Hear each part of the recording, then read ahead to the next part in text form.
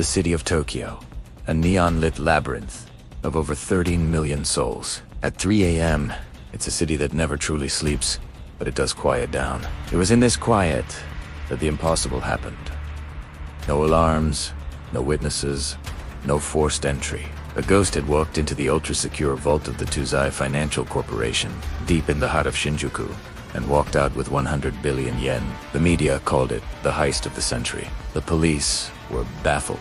How could someone bypass layers of biometric scanners, pressure plates, and laser grids without leaving a single trace? The security footage was a blank loop. The log files were pristine. It was as if the money simply decided to vanish.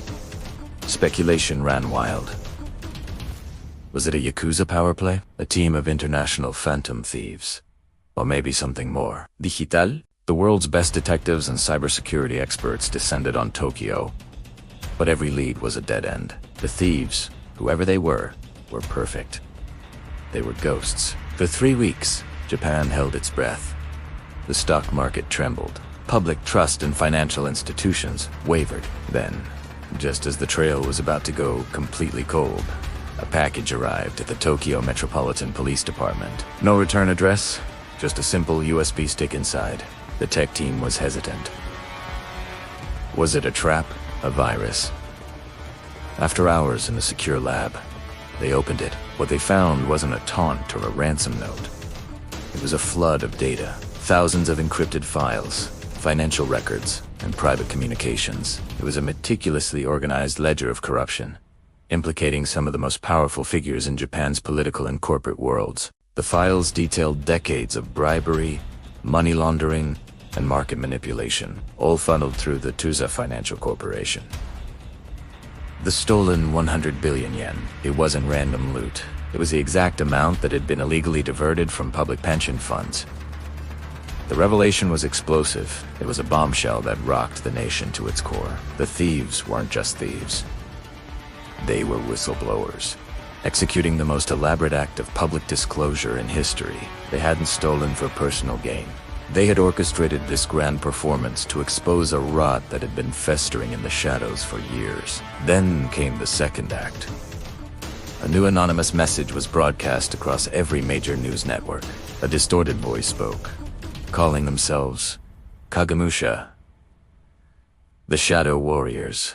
They explained their motive: to return power to the people and to hold the corrupt accountable when the system failed to do so. They announced that the 100 billion yen had already been anonymously redistributed. Every citizen who had lost money in the pension scheme received a deposit in their account. A digital Robin Hood act on an unprecedented scale. The public reaction was a firestorm. Protests erupted, demanding resignations and reforms. The figures named in the Kagemusha files were arrested one by one, their empires of deceit crumbling under the weight of irrefutable proof. The Tuzai Financial Corporation collapsed overnight. The government was forced into a massive overhaul of its financial oversight. The heist was no longer seen as a crime, but as a necessary act of rebellion. But the mystery of the Kagemusha remained. Who were they? A single hacker with a conscience, a disgruntled insider, a team of justice-seeking vigilantes. Their methods were so flawless, so advanced, that it seemed almost superhuman. They had used quantum computing to crack impenetrable codes, deployed nanodrones the size of dust motes for surveillance, and used AI to predict security patrol patterns with perfect accuracy. This wasn't just a heist, it was a technological masterpiece. Let's dive into the how. Our investigation suggests the Kagemusha team wasn't from any known intelligence agency. They were a decentralized collective of brilliant minds, recruited from the deep web, united by a shared ideology. A lead programmer who had once designed security systems for governments, a hardware specialist who could build untraceable gadgets from scrap parts, a social engineer who could talk their way into or out of any situation. Together, they were more than the sum of their parts. They began planning a year in advance. The first step was digital infiltration.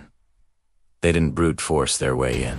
Instead, they planted a sleeper code in a routine software update for the building's climate control system. For months, this code lay dormant, mapping the entire digital and physical infrastructure of the Tuzai building. It learned the guard rotations, the cleaning schedules, the precise timing of every system check. The physical entry was equally elegant. They didn't break down doors. They walked through them. Using the data they had gathered, they created a 3D biometric spoofing glove that replicated the handprint and vein pattern of the head of security. They timed their entry to coincide with a 1.3-second system lag during a nightly server reboot. A vulnerability they had discovered and kept hidden.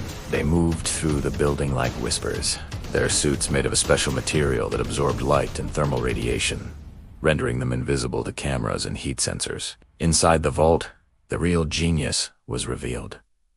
The money wasn't physically moved. That would have been too risky. Instead, they initiated a series of microscopic, lightning-fast digital transactions, rerouting the funds through a complex web of offshore accounts and cryptocurrencies. Before consolidating them for redistribution, the physical cash in the vault was simultaneously replaced with near-perfect replicas. So for a brief period, no one even knew the money was gone. The physical heist was a diversion, a grand piece of theater to draw the world's attention. The real work was all done in the digital realm. The aftermath was a new era for Japan. The Kagemusha were hailed as heroes by the public, even as the global authorities condemned their methods. They had broken the law, yes, but in doing so, they had exposed a much greater crime and delivered a form of justice that the system could not. They showed that in an age of information, the ultimate power doesn't always lie with those in boardrooms or government offices. Sometimes, it lies with the ghosts in the machine. The Kagemusha were never caught. They vanished as silently as they had appeared, leaving behind a legacy of disruption and a chilling warning to the corrupt and powerful. We are watching. They proved that a single, perfectly executed act could be more powerful than 1,000 protests. It was a silent revolution, started by a heist in the quiet hours of a Tokyo morning, and the world would never be the same. What do you think? Were the Kagemusha heroes or criminals? Is this kind of vigilante justice ever acceptable? Let me know your thoughts in the comments below. It's a complex question with no easy answers. Thanks for watching, and if you enjoyed this deep dive, make sure to like and subscribe for more stories from the shadows. See you next time.